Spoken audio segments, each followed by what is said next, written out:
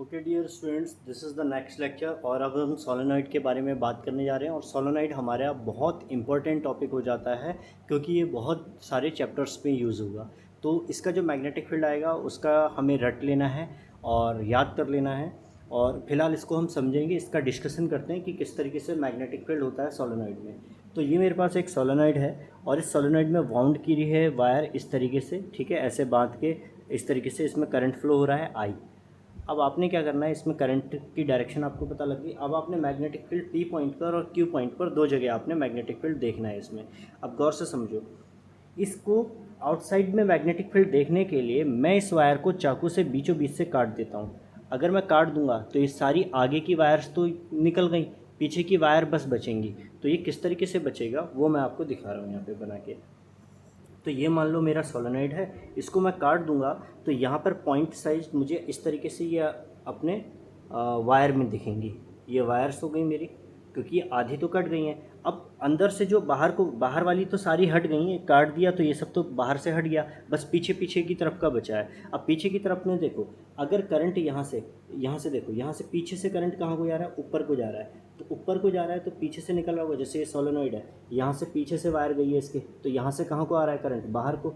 ऐसे आ रहा था लेकिन यहाँ तो ऊपर कट गई वायर, ये बीच से काट दिया गया है, तो अंदर वाली वायर से ऊपर को करंट आ रहा था। तो यहाँ से करंट कहाँ को आ रहा है, ऊपर को। अब करंट की डायरेक्शन ऊपर को है तो मैग्नेटिक फील्ड कैसे पता लगता है, राइट हैंड थंब रूल से, कर्लिंग फिंगर। तो इस तरीके से हमारा जो स्ट्रेट करंट कैरिंग वायर के लिए होता है कंसेंट्रिक सर्कल होता है, ये कंसेंट्रिक सर्कल बन गया।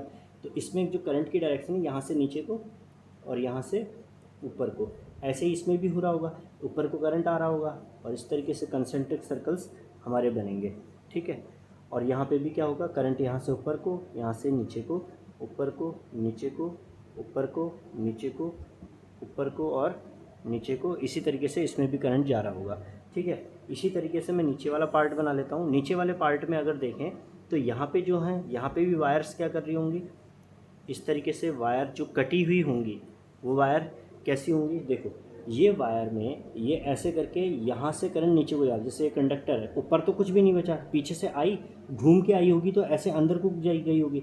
मतलब यहाँ से नीचे की तरफ से कहाँ को करंट जा रहा था, अंदर को जा रहा था। ये करंट कहाँ को जा रहा था, यहाँ से अंदर को जा रहा था। तो अगर अंदर को करंट जा रहा था तो अंदर को डायरेक्शन थंब की, और अब ये कर्लिंग फिंगर्स मुझे बताएंगी किसकी डायरेक्शन। तो इस तरीके से इसकी डायरेक्शन आ गई मेरे पास, ठीक है। तो इसकी डायरेक्शन मैं बना लेता हूँ। इसमें कहाँ को है मैग्नेटिक फील्ड, अंदर को है, तो मैं क्रॉस बनाता हूँ। मैग्नेटिक फील्ड कहाँ को दिखा रहा है, क्रॉस दिखा रहा है। तो इसमें डायरेक्शन किस तरीके से है, इस तरीके से। अब गौर से देखो, यहाँ पे मैग्नेटिक फील्ड आ रहा है नीचे को, यहाँ आ रहा है ऊपर को, तो ये एक दूसरे को कैंसिल कर देंगे। ये जा रहा है नीचे, ये ऊपर जा रहा है, ये कैंसिल हो जाएगा, ये कैंसिल हो जाएगा, ये कैंसिल हो जाएगा, ये कैंसिल हो जाएगा। ऐसे ही यहाँ पे भी देखो अपोजिट डायरेक्शन है, ये ऊपर को जा रहा है तो इसका नीचे को, ऊपर नीचे, तो ये भी एक दूसरे को क्या कर देंगे, कैंसिल कर देंगे। तो बताओ आउटसाइड जो क्यूब सरफेस है, क्यू पर मैग्नेटिक फील्ड कितना होगा, ज़ीरो। आउटसाइड मैग्नेटिक फील्ड कितना होगा, जीरो। यानी कि सारा मैग्नेटिक फील्ड कहाँ है, इनसाइड द इसमें, मतलब क्यू पे हुआ भी तो बहुत वीक मैग्नेटिक फील्ड होगा और स्ट्रॉन्ग मैग्नेटिक फील्ड होगा अंदर पी पे। अंदर जो मैग्नेटिक फील्ड होगा वो मेन है। अब देखो इसके अगर मुझे डायरेक्शन निकालनी है तो देखो ये मेरे पास कंडक्टर है, इसके नीचे से ये करंट गया और करंट इस तरीके से, तो मैग्नेटिक फील्ड की डायरेक्शन अंगूठा दिखा रहा है इस तरफ, तो मैग्नेटिक फील्ड कहाँ को होगा, अंदर को, इस तरीके से, ठीक है। होप ये आपको समझ में आया होगा, ये इसका कॉन्सेप्ट है। ओके, सो हम निकाल रहे हैं magnetic field inside a solenoid, और इसमें हम देखेंगे इनसाइड पे मैग्नेटिक फील्ड कितना होगा। इसमें जो करंट की डायरेक्शन है वो हमारी पहले की तरह है, इस तरीके से करंट जा रहा है, ठीक है। यानी करंट यहाँ से ऊपर को और यहाँ से नीचे को आ रहा है। तो करंट की डायरेक्शन में अगर हम इसको देखते हैं तो करंट के साथ में हम मैग्नेटिक फील्ड निकालेंगे।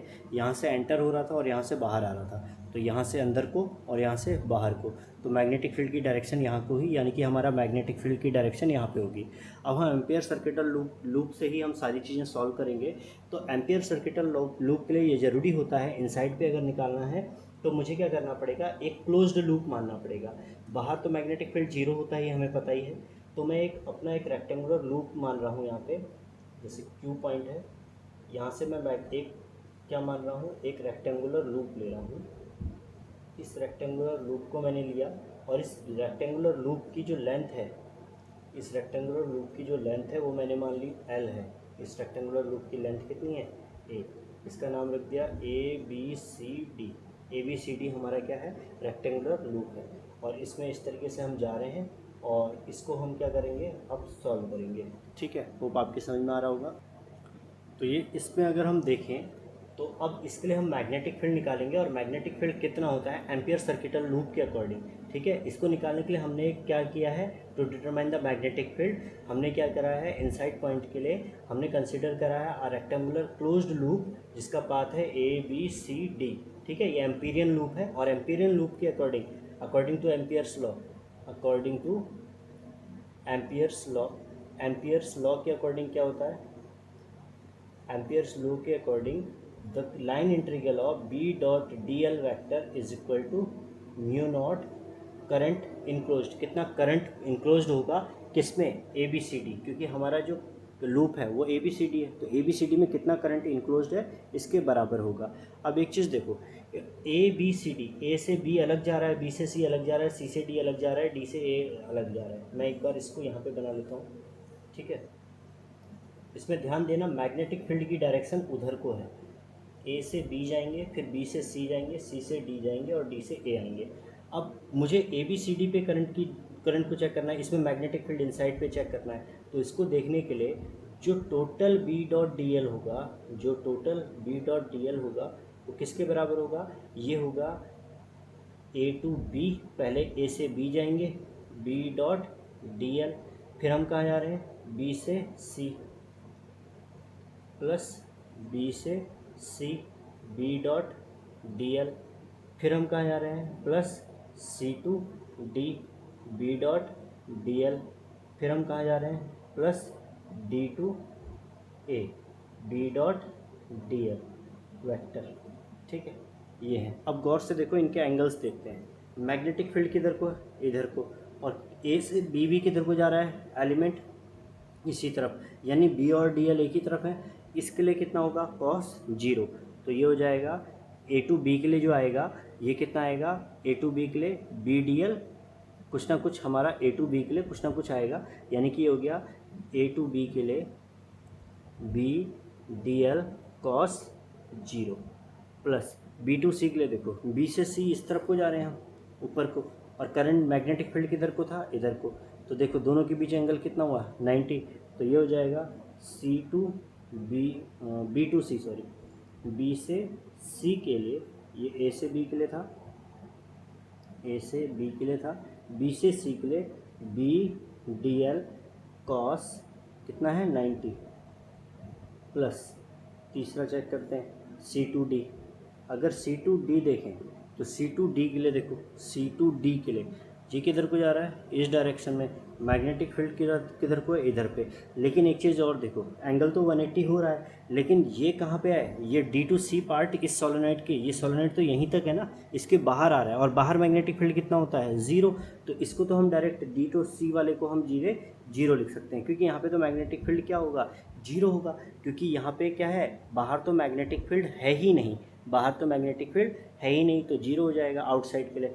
फिर लास्ट वाला केस देखते हैं, D to A plus D to A, D to A के लिए मैग्नेटिक फील्ड कितना होगा, B D L, D to A के लिए ये नीचे को आ रहा है, और मैग्नेटिक फील्ड की डायरेक्शन इधर को है, हमने पहले ही देखी थी, तो फिर से कितना एंगल बन रहा है 90, तो कॉस 90। ठीक, अब एक चीज़ देखो यहाँ पे गौर से समझना, ये आपकी समझ में आ गया होगा कैसे कैसे एंगल लिए मैंने। तो अब देखो, इसको मैं यहाँ पे सॉल्व करता हूँ।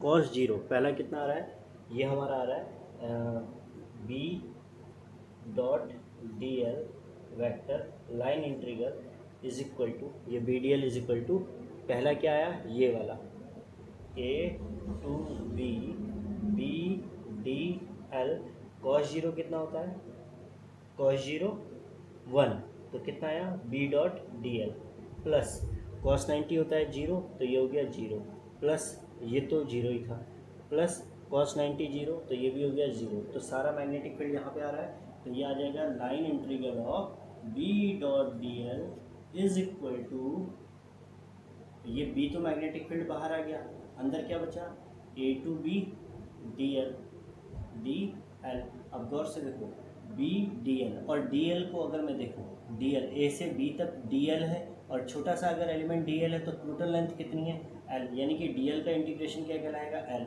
यानी कि ये किसके बराबर हो गया डी एल के बराबर हो गया। ठीक है, एल क्या है लेंथ है side of the A B की जो लेंथ थी वही है ये। अगर इसमें मैं number of turns per unit length solenoid में एन मान लूँ, अगर क्या मानूँ लेट, तो ये समझ में आ गया टोटल मैग्नेटिक फील्ड जो है वो ए से बी की तरफ ही है, ए से बी में ही है, और वो कितना है बी एल के बराबर है। किसके बराबर है बी एल, जहाँ पे एल क्या है is the length along the rectangular loop A B. अब लेट इसमें स्मॉल एन जो है वह है number of turns per unit length. एक यूनिट लेंथ में कितने नंबर ऑफ हैं टर्न्स हैं स्मॉल एन। ठीक है, एक यूनिट लेंथ में एन नंबर ऑफ टर्न्स है। अगर n number of turns length है एक यूनिट लेंथ में, तो number of turns total length L में एक यूनिट लेंथ यानी कि छोटी सी एक यूनिट की लेंथ में एन नंबर ऑफ टर्न्स है, तो एन लेंथ में टोटल ये समझ लो एक यूनिट लेंथ में कितना है, एक यूनिट लेंथ में है एन नंबर ऑफ टर्न्स, तो पूरे एल लेंथ में कितना होगा, एल यूनिट लेंथ में नंबर ऑफ टर्न्स कितने हो जाएंगे एन एल। तो ये हमारा क्या है ये है नंबर ऑफ टर्न्स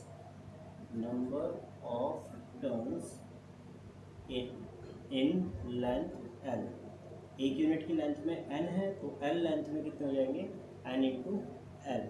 अगर मैं इसको देखूं, इसको अगर मैं रखता हूं कि टोटल करंट इस loop A B C D में कितना होगा, इस A B C D loop में टोटल करंट कितना होगा, अगर मैं देखूं इसमें number of turns L length में इतने हैं तो इसमें करंट कितना होगा आई से मल्टीप्लाई हो जाएगा, तो टोटल करंट कितना होगा लूप में, टोटल करंट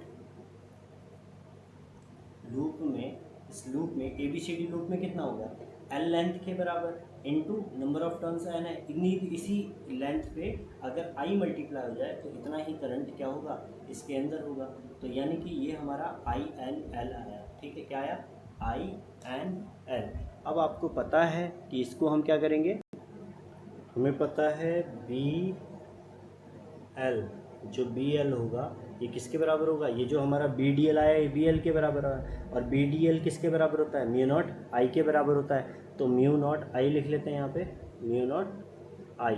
अब एक चीज़ देखो, करंट कितना है लूप में, टोटल करंट लूप में आई एन एल के बराबर है, यही तो मैंने करा। ये जो total current loop A B C D में है, ए बी सी डी में कितना करंट आया आई एन इंटू एल, तो mu naught into current in A B C D, तो ए बी सी डी पे करंट कितना है एन आई एल, तो यहाँ पे ये हो जाएगा आई की जगह आई आ गया, एन की जगह एन और एल, इतना करंट है और ये म्यू नॉट। अब देखो एल से एल कैंसिल हो गया, एल से एल कैंसिल हो गया, तो कितना टोटल मैग्नेटिक फील्ड आया म्यू नॉट एन आई। तो ये हमें फॉर्मूला याद रखना है, इतना मैग्नेटिक फील्ड होता है इनसाइड द सोलेनॉइड, कितना B is equal to mu naught N I. क्या किया हमने, फिर से बता रहा हूँ, यहाँ पे हमने क्लोज्ड लूप लिया, क्लोज्ड लूप में इस वाले लूप में मैग्नेटिक फील्ड की डायरेक्शन इधर को है और ये डीएल भी इधर को है, तो कॉस जीरो आया, तो कॉस जीरो ये वैल्यू तो रहेगी, इसमें 90 हो गया ये जीरो हो जाएगा, ये आउटसाइड तो जीरो ही होता है तो जीरो हो गया, यहाँ पे 90 था तो ये भी जीरो हो गया, तो ये तीनों तो जीरो हो जाएंगे, बस बचेगा ये वाला कॉस जीरो 1 हो गया, तो ये आ गया बी डी एल और ये सारे जीरो हो गए।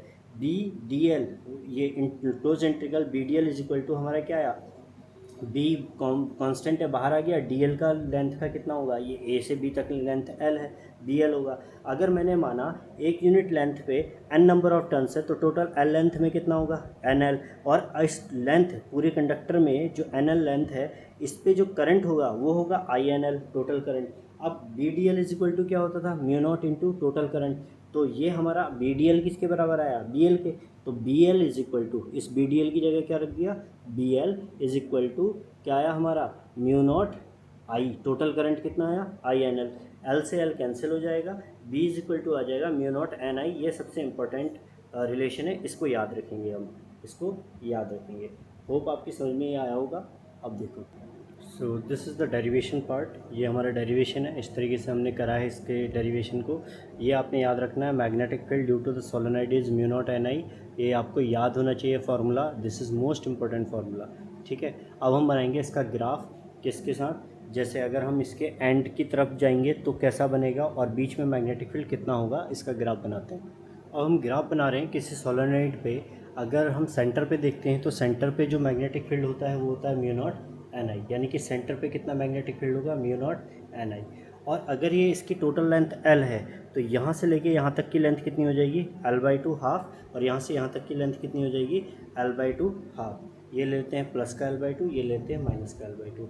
अगर इसको गौर से समझो, अगर मेरे पास एक लॉन्ग सोलोनॉइड है और अगर मैं यहाँ से इसके एक्सिस में यहाँ से इसके फाइनाइट लेंथ के लिए जहाँ पे मैंने एल लेंथ मानी है, अगर मैं यहाँ से एक लाइन खींचता हूँ और मैं मान लेता हूँ ये एंगल मेरा फाई वन है और ये एंगल मेरा फाई टू है, तो देखो अगर ये फाई वन फाई टू है, अगर ये फाई वन फाई टू है, तो देखो अब मेरा जो फॉर्मूला होगा मैग्नेटिक फील्ड निकालने का वो होगा B is equal to mu naught N I upon two sine phi two, sorry phi one plus sine phi two. इसमें अगर मैं वैल्यूज़ देखता हूँ, गौर से समझो, अगर ये पी पॉइंट बिल्कुल यहाँ आ जाए एल बाई टू पे, तो ये फाई वन कितना हो जाएगा, फाई वन जीरो हो जाएगा, और फाई टू कितना हो जाएगा, फाई टू देखो जैसे ये इस तरफ आने लग जाएगा ये उतना ही स्ट्रेट होते जाएगा, फाई टू जितना स्ट्रेट होते जाएगा वो 90 हो जाएगा। तो ये तो हो गया साइन जीरो होता है जीरो, साइन 90 होता है 1, तो यानी कि कितना आएगा, mu naught N I upon to. तो जो एंड्स में मैग्नेटिक फील्ड होता है वो होता है mu naught N I upon to. कितना होगा एंड्स पे, mu naught N I upon to. अगर मैं इसको देखो ये वाला जो फॉर्मूला है म्यू नॉट एन आई, अगर मैं प्रूव करना चाहूँ, अगर मैं इसे इन्फिनाइट लेंथ की मानूँ, तो देखो ये क्या होगा, ये वाला जो सिरा है ये अभी इधर तक है, ये अगर यहाँ इन्फिनाइट होता तो ये बिल्कुल ऐसे जा रहा होता सीधा, तो फाई टू कितना हो जाता 90। ऐसे ही ये भी क्या हो रहा होता, ये अभी यहाँ पे जा रहा है, अगर मैं इसको इन्फिनाइट मानता तो ये इस तरीके से जा रहा होता, तो ये भी फाई वन भी कितना होता 90। तो देखो 90 साइन 90 1 साइन 90 1, 1 प्लस 1 2, 2 से 2 ये कैंसिल हो जाता है, कितना आता म्यू नॉट एन आई। तो इस फॉर्मूले से मैं बिल्कुल बीच में भी निकाल सकता हूँ और साइड में भी निकाल सकता हूँ। तो इधर कितना आ रहा है एल बाई टू पे, mu naught N I upon to, यहाँ पे भी कितना आएगा, mu naught N I upon to. अब देखो यानी कि यहाँ पर तो सेंटर पे कितना होता है सबसे मैक्सिमम है, और एंड्स पे आने पे कितना हो जाता है उसका हाफ, यानी कि इसका ग्राफ कैसा बनेगा, देखो यहाँ तक तो ये बढ़ता जाएगा लेकिन एंड्स पे आने पे ये क्या हो जाएगा, कम हो जाएगा, यानी कि यहाँ तक तो ये कांस्टेंट रहा इनसाइड, लेकिन एंड्स पे आते ही ये क्या हो जाएगा, हाफ हो जाएगा, यानी कि आधा हो जाएगा मैग्नेटिक फील्ड, यानी कि यहाँ पर जो मैग्नेटिक फील्ड होगा एंड्स पर ये हाफ होगा, इतना होगा। एंड्स पे मैग्नेटिक फील्ड कितना है, हाफ है, कितना है, mu naught N I upon to. देखो ये एंड्स है ना, यहाँ पे तो सबसे ज़्यादा है ऊपर, लेकिन यहाँ एंड्स पे अगर मैं एंड्स को मिलाता हूँ, ये एंड्स पे कितना है, mu naught N I upon to, इसका आधा है, यहाँ पे भी देखो एंड पे कितना है, mu naught N I upon to. तो इतना मैग्नेटिक फील्ड होगा एंड पे, और ये हमारा डायग्राम बन जाएगा किसके लिए, मैग्नेटिक फील्ड बीच में कितना है और एंड्स की तरफ कितना है, एंड्स पे आधा हो गया और मैग्नेटिक फील्ड बीच में कितना है, म्यू नॉट एन आई है। तो ये हमारा ग्राफ हो गया।